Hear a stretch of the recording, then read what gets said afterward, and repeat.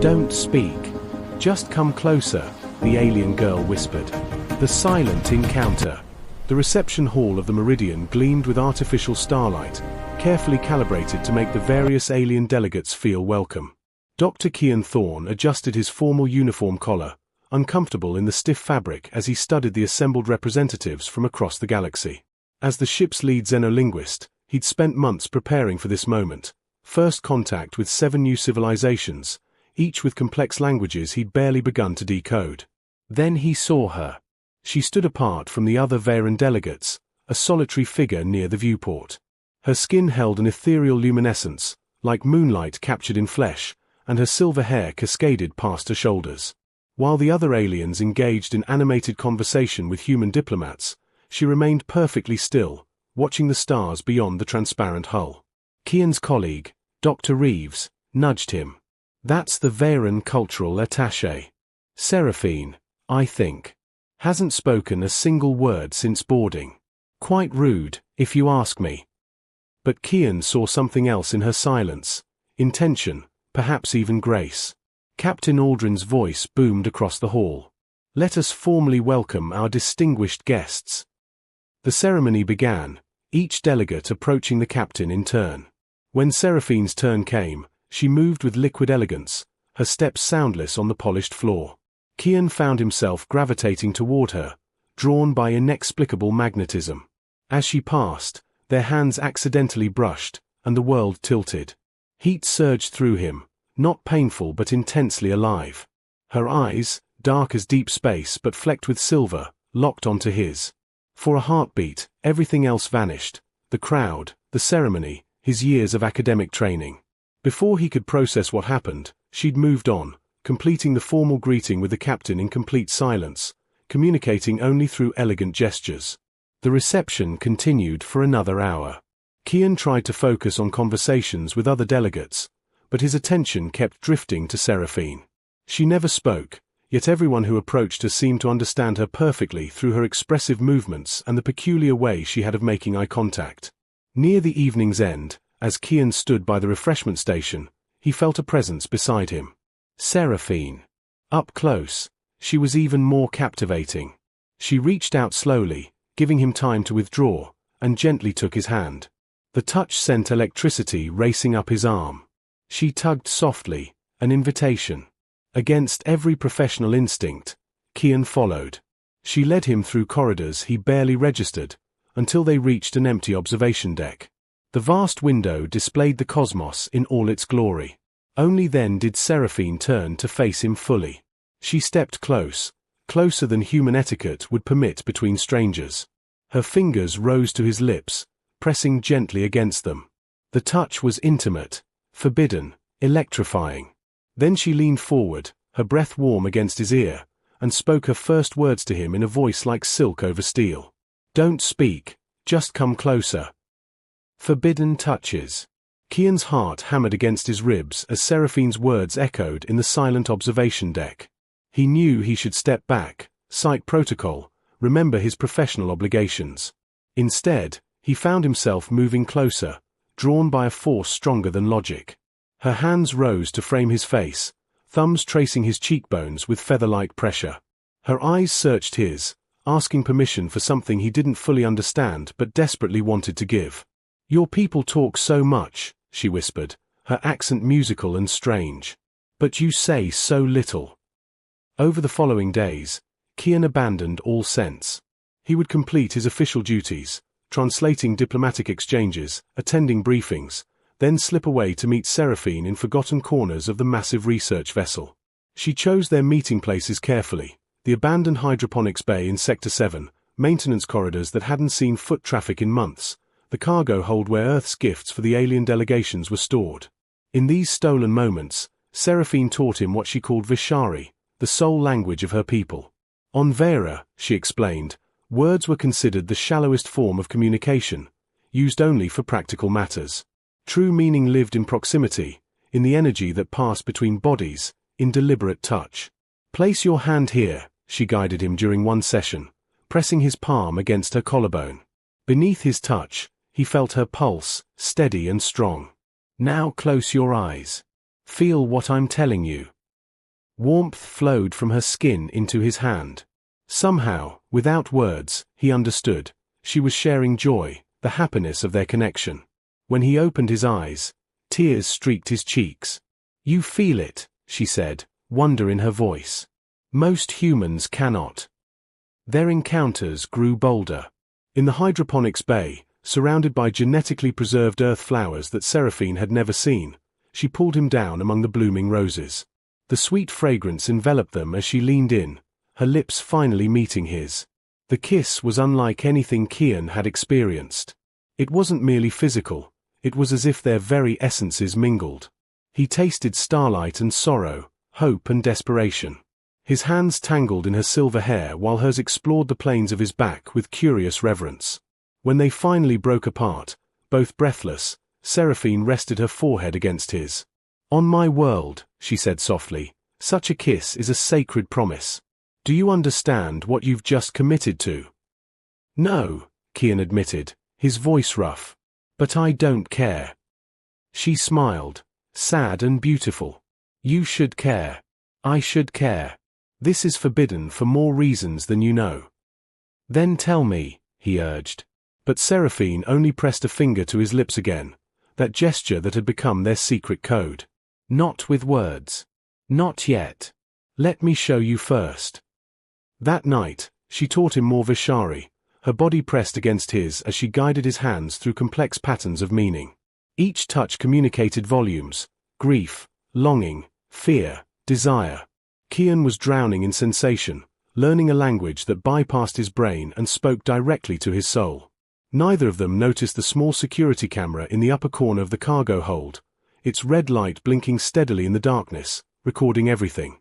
The next morning, Kian received a terse message: "Report to Captain Aldrin immediately." His blood ran cold. The discovery. Captain Aldrin's office felt smaller than usual, the walls seeming to close in as Kian stood at attention. The captain's weathered face was granite hard, his eyes cold with disappointment. "How long?" Aldrin asked without preamble. Kian's mouth went dry. "Sir, How long have you been conducting an unauthorized relationship with the Varen delegate?" The captain's voice was sharp as a blade. He turned his monitor toward Kian, showing frozen surveillance footage, Seraphine and him in the cargo hold, bodies intertwined, clearly intimate. Shame and defiance warred in Kian's chest. 5 days, sir. 5 days. Aldrin's laugh was bitter. In 5 days, you've managed to jeopardize your entire career, potentially compromised this diplomatic mission, and violated at least 7 different regulations regarding fraternization with alien delegates. He leaned forward. "What were you thinking?" "I wasn't thinking," Kian admitted. "I was feeling. Captain, if you could experience what I have with her." "I don't want to hear it." Aldrin slammed his hand on the desk. "Your personal feelings are irrelevant. Do you understand what's at stake? The Federation Council is watching this mission closely. If they believe our diplomats can't maintain professional boundaries, they'll shut down the entire First Contact program. Hundreds of potential alliances gone. Decades of work wasted." The weight of those words settled on Kian's shoulders like a physical burden. He'd been so lost in Seraphine, in the intoxicating discovery of Vishari, that he'd forgotten the larger picture. "I need your decision, Dr. Thorne," Aldrin continued, his tone softening slightly. "End this relationship immediately and face disciplinary action, but keep your position. Or refuse, and I'll have you on a transport back to Earth by morning. Either way, the Varen delegation will be asked to leave within 24 hours. You can't punish her for my..." "This isn't punishment. It's damage control." Aldrin's expression suggested he took no pleasure in this. "I need your answer within the hour." Kian left the office in a daze, his mind racing. He had to find Seraphine, had to warn her. He discovered her in her assigned quarters, standing by the window as she so often did. She turned as he entered, and her expression told him she already knew. "Your captain has made his decision," she said calmly. "Seraphine, I'm so sorry. I didn't mean for..." She crossed to him, placing her hands on his chest in the Vishari gesture for silence and understanding. "Kian, It's time I told you the complete truth. Sit. They settled on the floor, sitting cross-legged facing each other, knees touching, a position of trust in her culture. I didn't come to the Meridian by chance, she began, her voice heavy with confession. My planet, Vera, is dying. Our sun is collapsing, and we have perhaps 50 years before our world becomes uninhabitable. We need allies, refuge, technology we don't possess. Kian's heart sank as understanding dawned. I was sent to assess whether humanity could be trusted, she continued. My assignment was to choose one human and form a deep connection, to truly understand your species' capacity for genuine alliance. I chose you because I read your research, your writings about respecting alien cultures. You seemed different. So this was all a mission. The words tasted like ash. Everything between us was just research. Tears shimmered in her eyes. At first, yes. But Kian, she took his hands desperately. Somewhere between our first touch and our first kiss, between teaching you Vishari and learning the taste of earth roses, I fell in love with you. Truly. Beyond duty. Beyond mission. That kiss in the hydroponics bay? I meant every sacred promise it carried. How can I believe you? Kian pulled his hands away, feeling betrayed. Let me show you, Seraphine whispered. Let me share everything through Vishari. The deepest form, the one that cannot lie. She reached for him again. The truth in silence. Kian hesitated, his heart torn between anger and longing. Seraphine's hands remained extended, trembling slightly, waiting for his permission. In her eyes, he saw raw vulnerability, the same emotion he'd felt when he first allowed himself to fall for her. This will hurt, she warned softly. True Vishari, the soul-deep kind, means experiencing everything. My joy and my pain. My truth and my shame. He took her hands. Seraphine closed her eyes and pressed their foreheads together. Warmth bloomed where their skin connected, then intensified into searing heat. Kian gasped as the world dissolved around him. Suddenly, he was seeing through her eyes. No, experiencing her memories as if they were his own. Vera materialized before him, a world of breathtaking beauty. Crystal cities that sang with harmonic frequencies, forests where the trees communicated through root networks, oceans that glowed with bioluminescent life. He felt Seraphine's childhood wonder, her deep love for her home. Then the memory shifted. The sky darkened as their sun began its premature death. Scientists worked desperately while panic spread. He felt her people's collective grief as they realized their world was ending.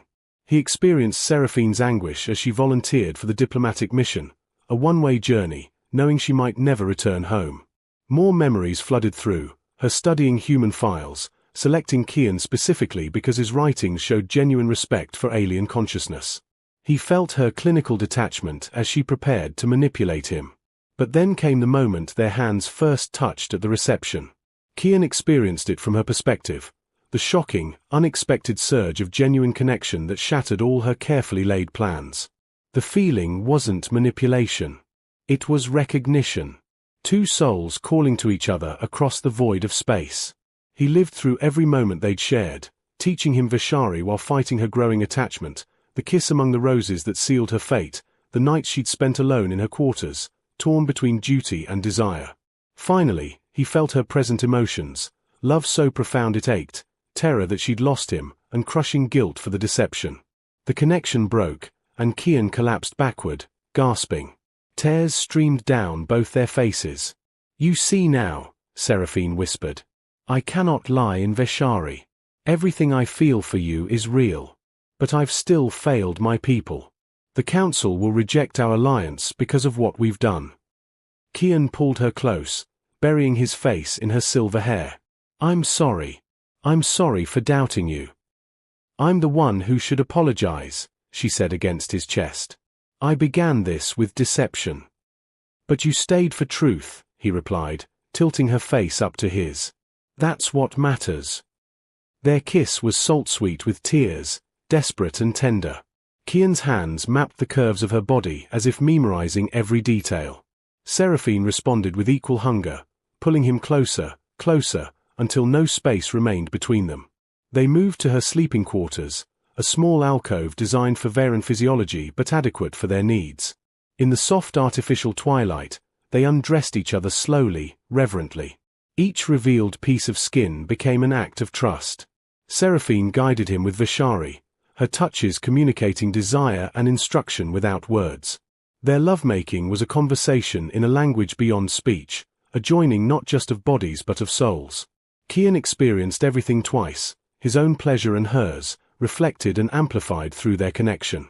When they finally lay entwined in the aftermath, hearts gradually slowing, Seraphine traced patterns on his chest, the Vishari symbols for home and forever. "Whatever happens tomorrow," she murmured, "this was worth it. You are worth it." Kian kissed her forehead, holding her tighter. Tomorrow isn't over yet. Morning arrived too soon, bringing a devastating message on Kian's communicator. Council vote complete. Varen Alliance proposal rejected. Security concerns regarding diplomatic protocols. Delegates to depart within 12 hours. Seraphine read the message over his shoulder, and he felt her hope die. But Kian's mind was already racing. "No," he said firmly. "This isn't over. Not yet." A choice beyond words. Kian stood before the Federation Council chamber, his heart pounding but his resolve unwavering. Captain Aldrin had reluctantly granted him 10 minutes to address the council, a final courtesy before his inevitable dismissal and Seraphine's departure. The council members sat in a semicircle, representatives from Earth, Mars Colony, and 3 allied alien civilizations. Their faces ranged from skeptical to openly hostile. "Dr. Thorne," the Earth representative began coldly, "we've reviewed your conduct. You have 3 minutes to explain why we shouldn't immediately revoke your credentials." "I'm not here to defend myself," Kian said clearly. "I'm here to defend the Varen people and to demonstrate why rejecting their alliance is the greatest mistake this council could make." Murmurs rippled through the chamber. Seraphine stood at the back, silent and still, but he felt her presence like a heartbeat. "The Varen civilization has existed for over 12,000 years, Kian continued. While humanity was still learning to forge bronze, they had already developed technologies we can barely comprehend. But more importantly, they developed something we desperately need, a form of communication that transcends language, politics, and deception." He stepped forward. "You rejected their alliance because of security concerns about my relationship with Seraphine. But that relationship is precisely why we should accept them.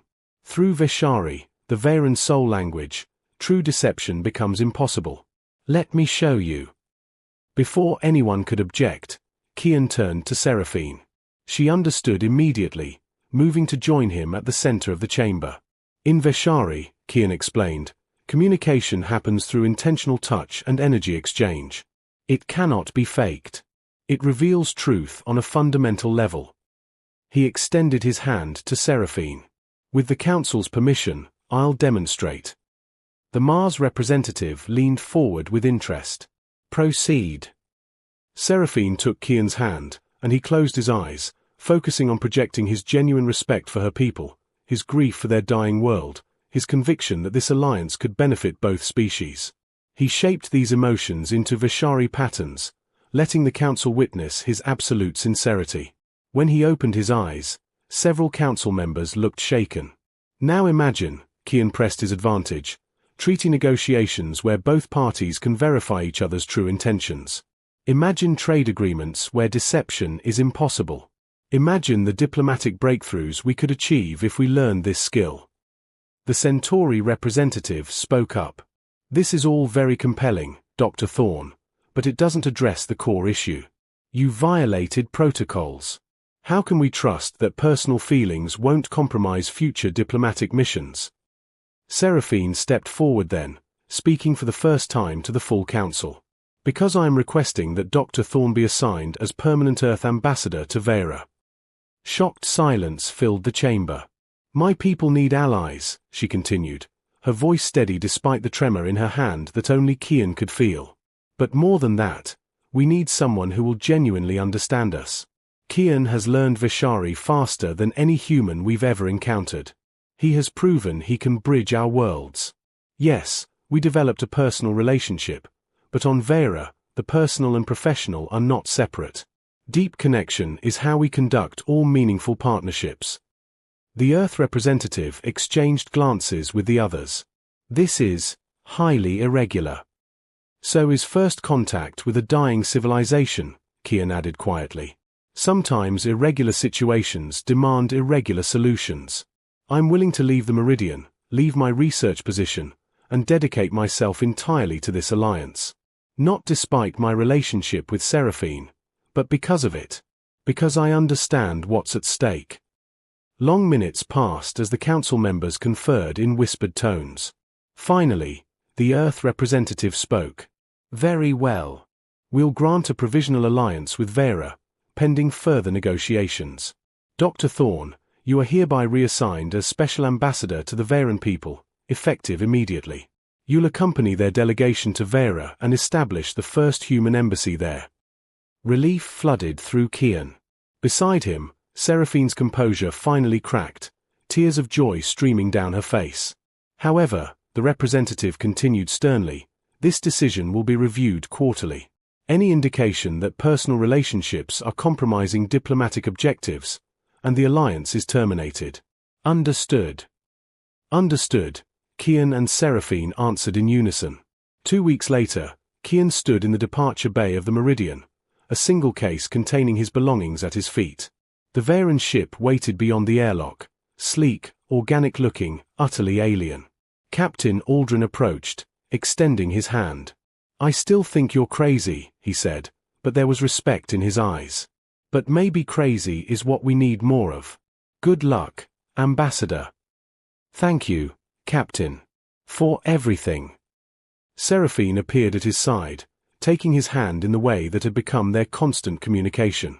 Through Vishari, she shared her excitement, her nervousness, her overwhelming love.